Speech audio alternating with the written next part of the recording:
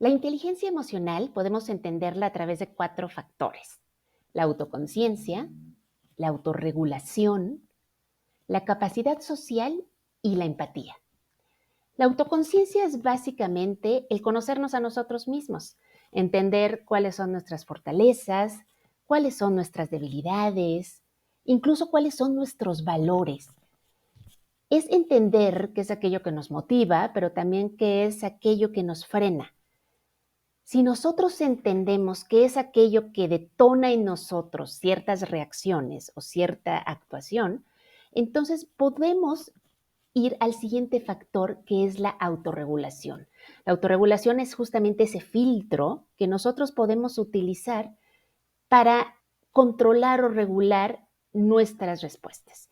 Es decir, si nosotros conocemos qué es aquello que detona ciertas emociones o sentimientos en nosotros, podemos entonces utilizar ese filtro para que nuestra respuesta sea mucho más adecuada e incluso pueda ser mucho mejor aceptada por otras personas.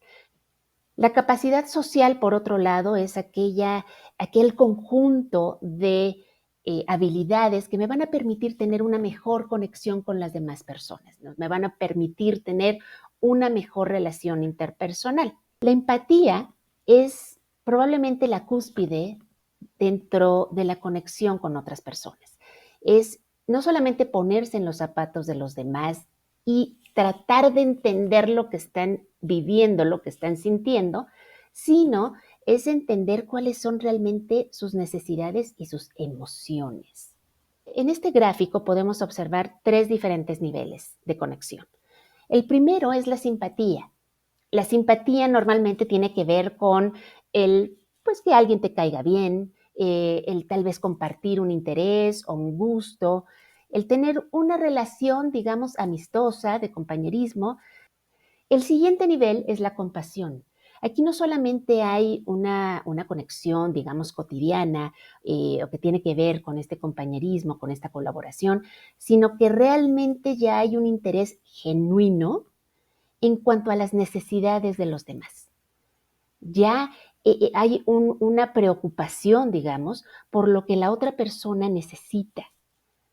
Sin embargo, la empatía, que sería esta cúspide, este punto más alto de conexión, no solamente nos habla del interés real, sincero, hacia las necesidades de los demás, sino hacia las emociones de las personas.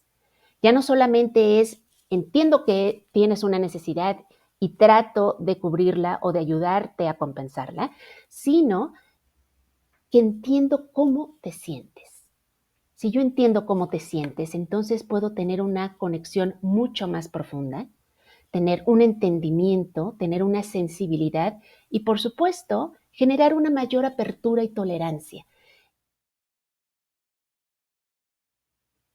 Probablemente han escuchado sobre el principio de Pareto, ¿no? Esta regla 80-20.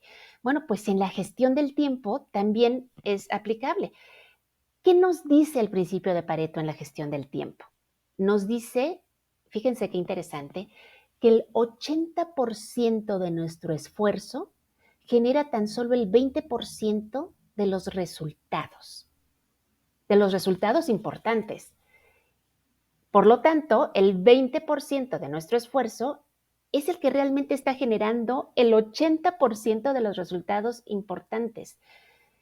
Esto evidentemente nos habla de un desbalance tremendo en el esfuerzo y el tiempo que estamos invirtiendo en nuestras actividades. ¿Okay? ¿Qué podemos hacer entonces para revertir esta situación? Número 1, priorizar nuestras actividades. ¿Sí?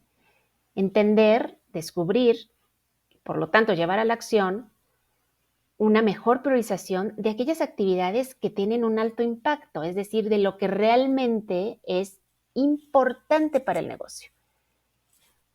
Otra es promover nuestra disciplina, ¿sí? Hablando de cómo realmente organizamos nuestras actividades diarias para que realmente se realicen y poder llegar a un resultado. Gestionar nuestros cronófagos, que como habíamos platicado en un inicio, los cronófagos son estos ladrones del tiempo, es aquello en lo que malgastamos nuestro tiempo. Una herramienta que es muy efectiva y muy interesante, probablemente muy conocida, para priorizar nuestras actividades es la matriz de Eisenhower. Esta matriz fue desarrollada por Stephen Covey, que es un gurú de la gestión del tiempo, y que básicamente confronta lo importante contra lo urgente.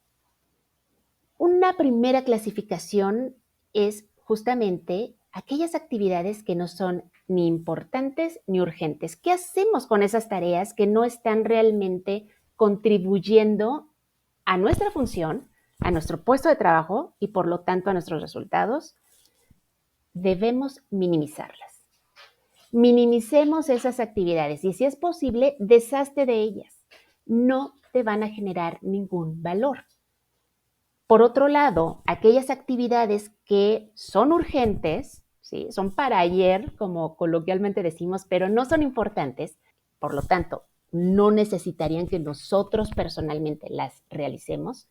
En la medida de lo posible, vamos a delegarlas. Ahora, las actividades importantes, pero no urgentes, es decir, las debes realizar tú, son relevantes para tus resultados, tienen un impacto en el negocio, pero no urgen, no son para ya.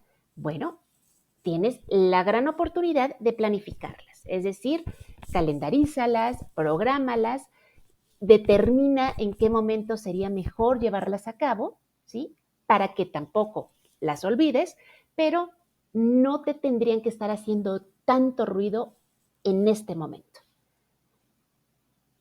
Las actividades importantes y urgentes, no hay de otra, las tenemos que hacer ya. Esta matriz nos está permitiendo identificar cuáles son realmente las actividades en las que nos tenemos que enfocar, cuáles son nuestras prioridades. Es una herramienta muy sencilla de utilizar y que es un gran inicio para poder gestionar mejor nuestro tiempo.